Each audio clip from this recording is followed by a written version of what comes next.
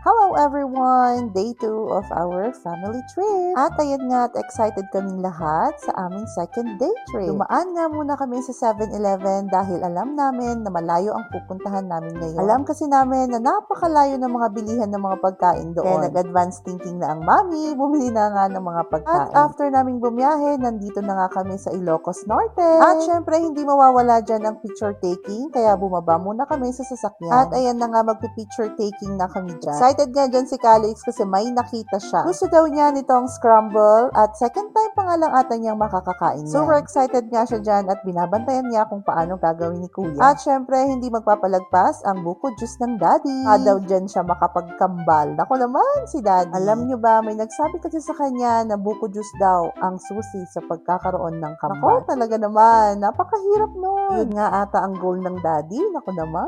Ilang oras na ata kaming nagbibiyahe dyan at nakakaramdam na rin kami ng nakita nyo naman, hindi na nga rin ngumingiti si Calix dyan. Kaya sabi ko dyan kay Daddy, magtingin tayo ng makakainan natin sa susunod na city na madadaanan. So ayan, makikita nyo, tingin kami ng tingin kung saan ba pwedeng kumain. At mamaya nga, may nakita kaming McDonald's. Kaya sabi ko, sige, igilid mo na dyan, Daddy, dyan na muna tayo kakain. At maya't maya nga, nandyan na yung mga pagkain namin. Ngumingiti na nga dyan si Calix. Tingnan naman, ang dami yung pagkain. Pinagbigyan na namin kasi alam namin na napakatagal pa ng biyahe namin dyan. At pati nga ako, sige, ang lamon. After nga namin kumain, umalis na rin kami dyan. Kasi parang may 2 hours pa ata kaming travel time. Ayan, sige, pumasok na agad kami dyan. At ayan, tignan nyo naman sa labas, napakainit. Sobrang init na niya. Eto nga, nasa diversion road na kami. Ang labas nga namin dyan, pasukin daw. At nagtaka kami ng Daddy, bakit wala na yung batang nagsasalita? Tignan nyo, nakatulog na pala siya na food coma nga. Ang sarap ng tulog niya dyan. Siguro, 1 hour siyang natulog. At mamaya nga sabi ni Daddy, videohan mo nga ako, buksan ko tong bintana. So ayan, for aesthetic driving daw. Pero mayat maya, sinabi ko rin sa kanya, okay na Daddy, pwede mo nang itaas yung bintana mo. Meron ka ng video. Puro daw kasi siya drive, wala pang video. So ayan, pinagbigyan na nga siya. At eto nga, pababa kami ng bundok at sobrang ganda ng dagat sa left side. Hindi nga na naman makapag-concentrate ang Daddy. Tignan nyo naman, bumabagal nga siya siyang mag-drive kasi lingon na naman siya ng lingon. Sabi ko nga sa kanya, sige na, mag-drive ka muna, malapit na rin tayo. At nagulat nga kami, meron na kaming nakitang mga malalaking electric fan. Diyan na nga mag-i-start yung mga windmill. At tignan nyo naman, napakalalaki talaga nila. At maa-amaze ka din talaga. Sabi ko nga kay Daddy, kunin na namin yung isa. May sarili kaming malaking electric fan. At dito nga, nasa pagudpud na kami. At eto nga ata ang pinakamagandang view sa lahat ng view na nakita namin. Kasi tignan nyo naman, makikita nyo talaga lahat ng mga windmills o hindi naman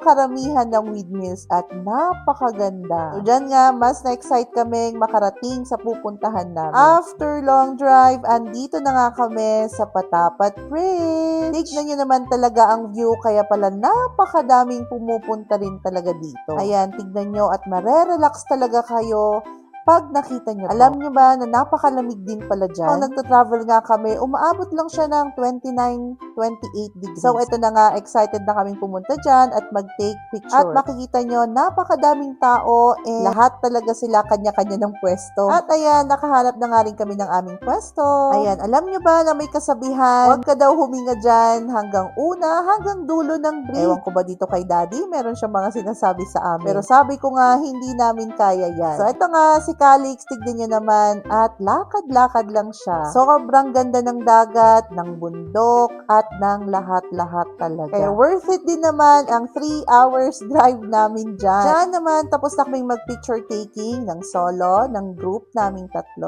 At ayan nga, sabi ni Calix, gusto daw niya mag-swimming sa baba. Tignan nyo, at napakataas ng bridge na yan. Ayan. So, ayan nga, napag-desisyon na namin na alis na kami dahil nakakuha naman na kami ng magagandang picture. So, habang nagda-drive nga kami dyan, gamit namin ang 360 ng Daddy at ang mga taong nalagpasan namin dyan, ang sinisigaw nila. So, shout out kami!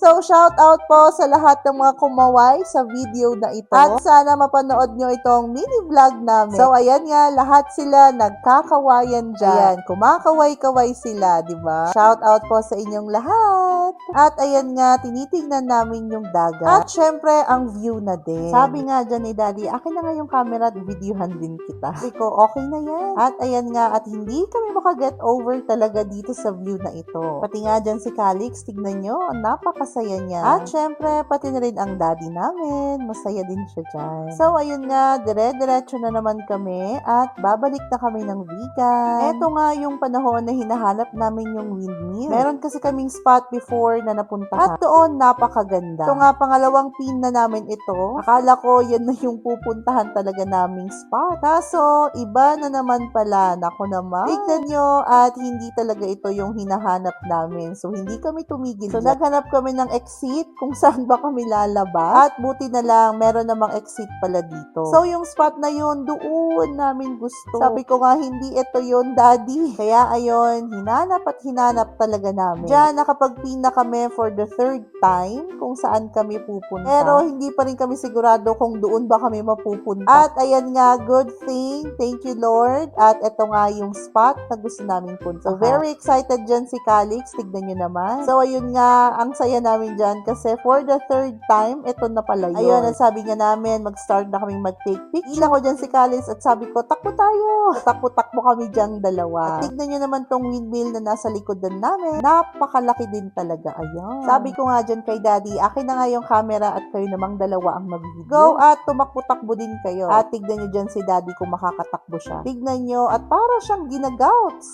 Nauntog kasi yung paa niya doon sa swimming pool last night. Kaya para tuloy siyang ginagouts at hindi makatakbo. At ito nga ang kuha ng aming 360. Tignan nyo naman at napaka-cute talaga ng aking baby dyan. At tignan nyo naman ang daddy, hindi talaga makahakbang-hakbang.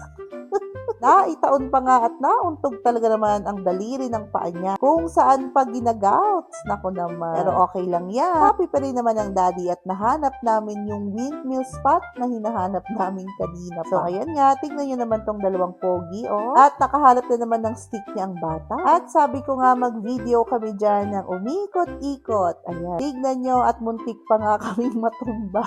Basta talaga dagat, san, tuwang-tuwa itong batang to. At syempre, isa pa dyan na pinuntahan niya ay ang bumili ng kanyang sariling windmill. Hapon pa nga niya yan sinasabi sa amin. Gusto niyang bumili nung pinakamalaking windmill na benta nila dyan. At ayan nga, at nakuhanan na namin siya. Tuwang-tuwa nga siya dyan kasi may sarili na siyang windmill. At pabalik na talaga kami nito ng vegan, ginabihan na nga kami dyan. Siguro meron pa kaming 2 hours drive papuntang vegan. Mamaya nga, nakarating na rin kami doon. At sobrang daming tao. Ito din naman ang maganda sa vegan. Itong street na to, ang Calle Cresologo, kung saan napakaraming tao. Itong nadaanan namin ay Bartek ata. At dyan nga, tignan nyo, at lakad-lakad-lakad lang kami. Hana kasi kaming makitang kainan dyan na maganda. At mamaya nga, may nakita ang bata at na-distract siya doon sa umiilaw-ilaw. At syempre, nagpabili na naman nga. Hindi nga yan hinihindian ng daddy niya. Basta may laruan na gusto ang anak niya, sige lang. Bibilhin talaga. At tignan nyo nga, tuwang-tuwa siya dyan. Sabi ko nga dyan kay daddy, tikman niya yung sabaw. Tignan nyo naman, nagpapakit pa talaga. At oo, sobrang asim yan. Mapapangiwi ka talaga. At ayan na nga ang aming dinner. Okay na din naman. Wala na rin kasi kaming choice dyan. At ito nga, after namin kumain, may hinahanap ang daddy. Gusto pa nga daw niya ng bagnet. Bagnet pa more? May gouts na nga. Naasar-asar ko nga siya dyan eh. Tayon, sabi nga niya, hindi naman daw gout. Balik na nga rin kami dyan sa aming villa. At ito nga, at nandito na kami. Thank you for watching sa aming day 2 trip. We love you!